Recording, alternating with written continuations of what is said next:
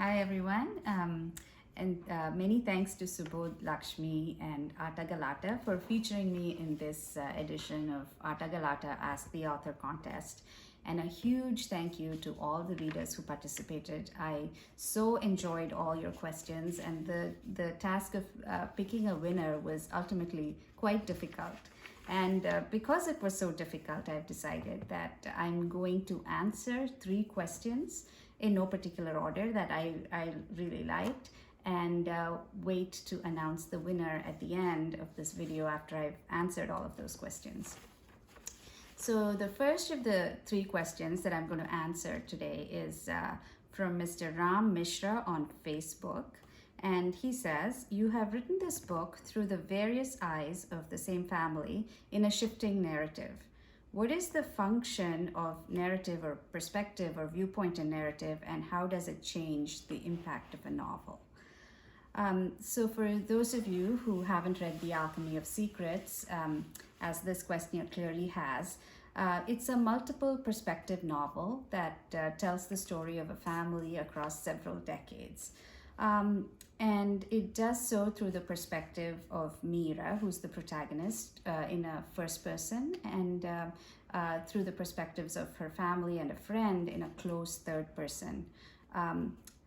So to answer this question very specifically in the context of this novel, I have to say that the choice of a multiple perspective way to tell the story was a practical choice in many ways. Because there are so many actors and the story spans so many decades, there wasn't any one character who had first-hand experiences of everything that happens in the novel, or access to the memories or experiences of the other people that they happen to be living with at that point in time. So it was one of necessity. You had to have different people pop up to tell different parts of their story themselves. And the other thing that using, a multiple perspective format allowed me to do was to introduce some tension and suspense into the story that might have otherwise not been there. Even though this is dealing with a family secret, I think one of the ways you can add to the suspense is by deciding who gets the stage at any given point in time, because at that point you're also deciding what you're going to reveal and what you're going to hold back.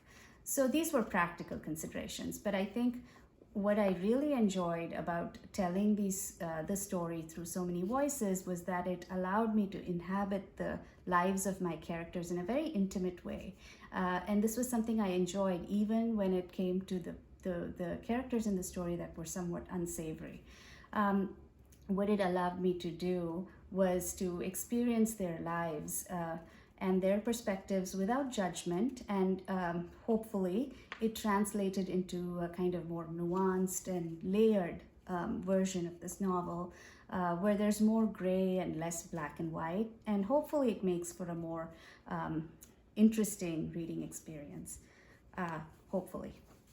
So moving on to the next question, which comes from Preeti Jha at Preeti Mohan Jha on Twitter. Her question is, how do you deal with the emotional impact of the book on yourself as you're writing the story? This was a very interesting question, and thank you, Preeti, for asking. Since the book has come out, I've heard from a lot of people who've described sort of various emotional responses to the book, strong ones, especially to certain parts of the book. And without spoiling the book for anyone who hasn't read it yet, I think I can safely say that there is sadness and death in the book. And some parts of it come upon you unexpectedly, and that can be kind of shocking and emotionally difficult to read. So when people tell me about how they felt when they encountered certain instances in the book, I always feel a twinge of guilt for sort of making them go through that. But also, the thing is that writing those parts was also an intensely emotional experience for me. I remember rereading a certain chapter which has to deal with a death in the emergency several months after I'd first written it. And I remember crying, actually, literally crying, when I read it. And in looking back, it seems kind of silly because I wrote the book. I know none of these people exist. And I knew that even in the moment that I was reacting to the book, and it didn't really seem to help me at that point. So I guess what I'm trying to say is that I guess I don't have a good idea of how you deal with the emotional component of writing a book like this, except that you acknowledge that it exists, and then you kind of experience the emotion and you move on.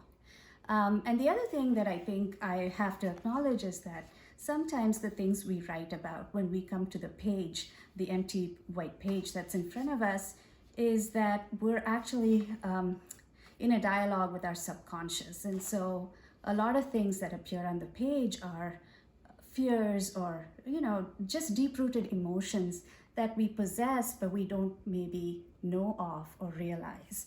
And in that sense, I think writing is a therapeutic exercise. It allows you to kind of bring those things up to the surface and deal with them and move on. So anyway, I don't know if that helps for anyone else who's writing difficult stuff, except that hopefully, maybe it's therapeutic. And moving on to the third question from Nishita Sikka on Instagram at Nishita Sikka. She asks, what do you love most about Bangalore and how are Priya and Meera similar? These are actually two questions that she asked, and I took the liberty of conflating the two because their answers are so similar. Meera grows up in Bangalore, where she kind of wanders into her neighbors' homes, and wherever she goes, she's fed, she's cared for, and it's more than that. Her family extends outside the walls of her home and includes her neighbors and friends. And that's one thing that Meera and I both share, is that wonderful childhood in Bangalore. And while our stories, that what happens afterwards, are completely and thankfully different, we do share kind of demographic things. We're roughly the same age. Meera lives abroad for a few years, as I have, and Meera returns to Bangalore, as I do, consistently. And and that's the second part of the question. What do I love so much about Bangalore? And it has to do with this. Every time I come back to Bangalore, it's changed. Random streets are one ways. There's buildings everywhere. The city has grown even more, and I don't recognize so many parts of it. So it's changed in ways that I haven't expected from when I saw it last. And yet, there is this thing about Bangalore that no matter who you are, no matter what language you speak, no matter what your religion is, the city and the people kind of embrace you for yourself every time you come. And in my case, I've always felt effortlessly at home in Bangalore, and that is my favorite part about Bangalore. And I suspect it's Meera's as well. So anyway, those were the three questions, and apologies to everyone whose wonderful questions I haven't picked. I really hope to answer them at another point. And the winner today is Preeti Jha at Preeti Mohan Jha for her unexpected question about the effect of the emotional impact of the book on the writer. Thank you all so much for listening.